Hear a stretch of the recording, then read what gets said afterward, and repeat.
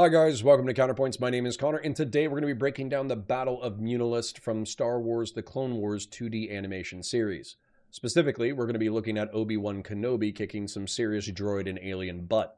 I'm not kidding when I say this is some of the best Star Wars media I've ever seen, and is infinitely cooler, more fun, more violent, and more weird than nearly any other entry. If you need more context, check out my previous episode where I broke down Advanced Recon Clone Commando infiltration operations during this battle.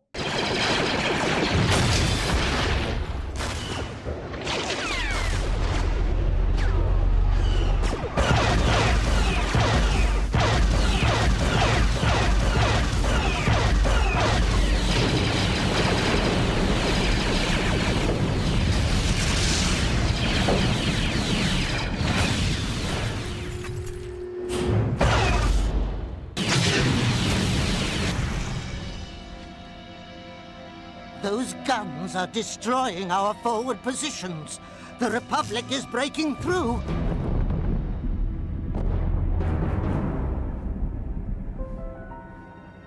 Sir, our cannon at the base of the tower has been destroyed.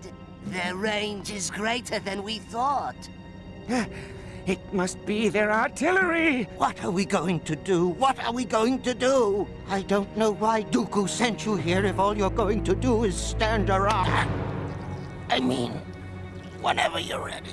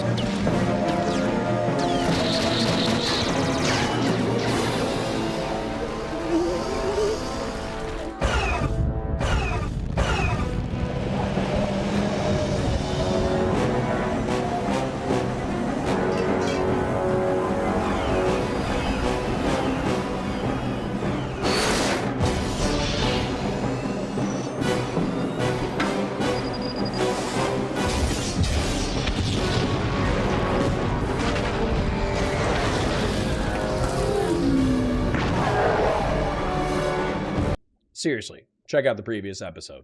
But this segment shows the threat of Republic forces along with a competent counterattack by the Confederation of Independent Systems. The banking clan of Munilist is a major financial and manufacturing hub of separatist forces, and so a strike force under General Kenobi and Padawan, but also Commander Skywalker, strike at the separatists. Amongst their forces are Venator Star Destroyer cruisers, heavy fighters, LAAT dropships, ATTE walking tanks, clone commandos, clone troopers, but most relevant to this cinematic, self-propelled heavy artillery turbolasers, or SPATs. Turbolasers are similar to blaster technology in that they don't use lasers as the direct weapon, but instead use lasers to superheat gas into a plasma state and then fire that either as a bolt or beam into its target, ripping it apart and melting it into liquid slag. Typically reserved for capital ships, SPATs were the largest land vehicle fielded by the Grand Army of the Republic. Propelled into battle by 12 walking legs, once in position they could rip large targets from the sky or lob plasma bolts across the battlefield. Shocked by the complexity and range of the clones, the banking clan governor demands the bounty hunter Dirge counterattack. After a brief diplomatic handshake, Dirge agrees. Dirge mounts a swoop bike and leads a host of IG battle droid lancers into combat. The IG droids were intergalactic banking clan battle droids designed to be substantially more intelligent and effective than the B-1 battle droid series. They quickly proved that claim. The IGs scythed through clone infantry atop their swoop bikes with power lances. Swoop bikes are repulsor vehicles known for stunning speed.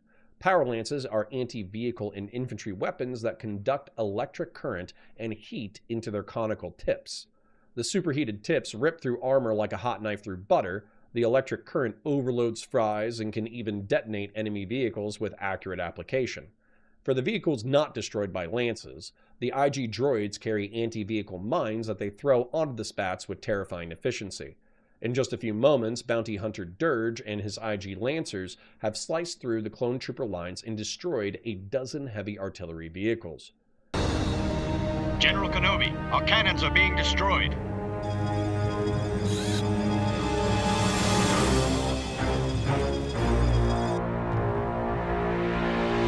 Mount up. Yes, sir.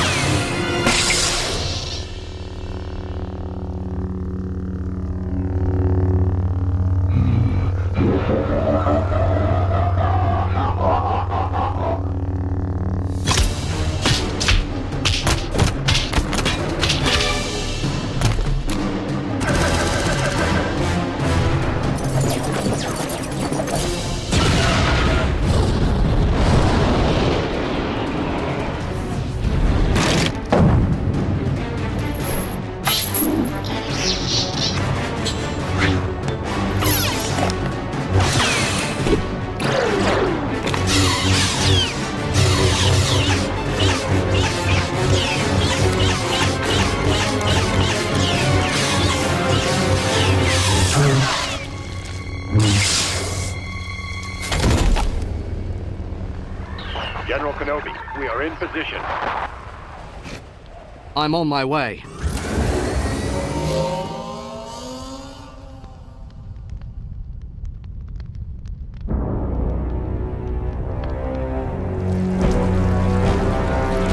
Riding the Aerotech 105 Lancer bikes, wielding Vert-Peen power lances, the clone troopers clash with the IG battle droids, unseating and detonating each other's bikes in a glorious melee. General Kenobi locates and closes with Dirge, losing his helmet and lance in a joust. Kenobi unseats the bounty hunter with a well-placed lightsaber strike, but then loses his own bike to the strength of the bounty hunter. A well-placed lightsaber strike to the heart reveals something horrible. The bounty hunter is Gendai. Gendai are monstrous creatures whose body is composed of regenerative tentacles. Bounty Hunter Dirge is a decades-old veteran, having survived many battles, and has developed a bitter distaste for Mandalorians. Count Dooku was able to recruit him in part because of the opportunity to slaughter thousands of Jango Fett's genetic descendants. Dirge's armor is largely meant to contain his tentacled body, but is also enhanced with a half-dozen weapons. Obi-Wan Kenobi must block and defeat in quick succession a wrist-mounted spike blaster, a wrist-mounted flamethrower, a spiked flail, a pair of blaster pistols, and energy buckler shields. Dirge only falls after being amputated and bisected. Believing himself victorious, General Kenobi rides off to capture the head of the banking clan. The Gendai begins to regenerate.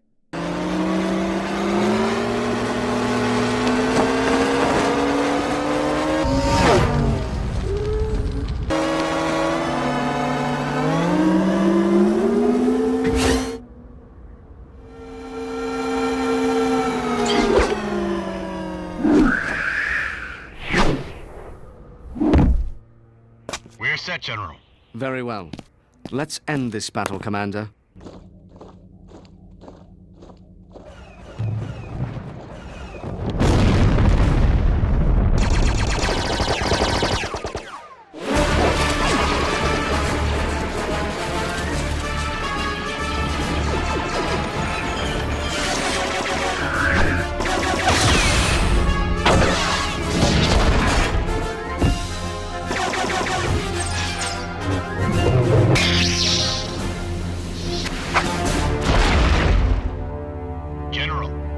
Mercy, I beg you.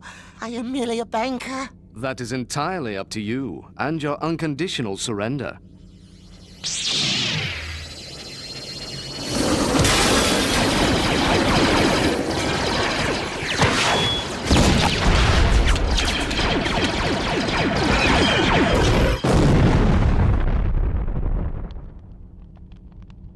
Control room secure, General.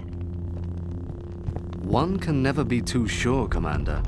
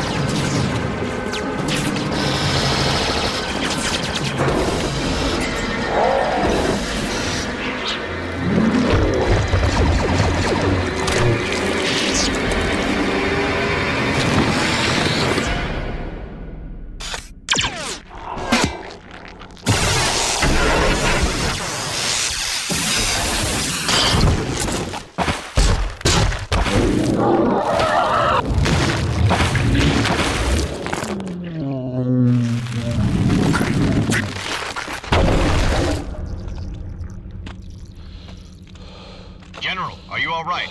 I'm fine. Seems I've created quite the mess now, haven't I? Yes, sir. Now, where were we? Ah, yes. I believe you were surrendering.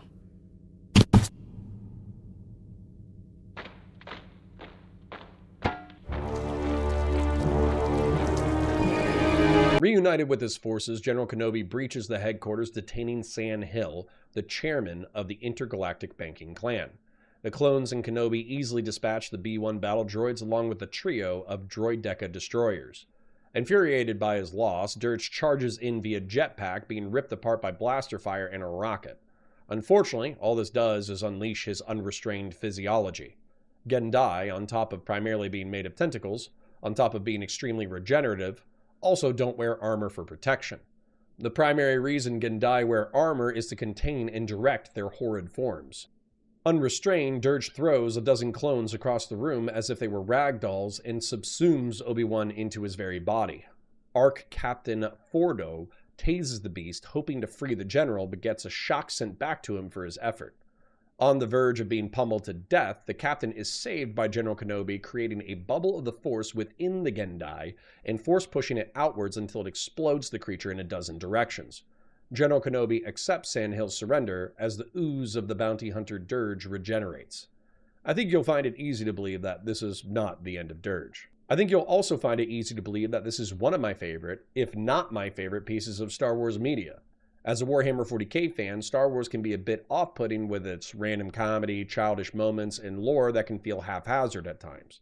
By comparison, this entry feels like the humor is intentional, the cinematic moments are epic, the technology is cool, the Force powers are awe-inspiring, and the characters are actually charismatic, making me want even more.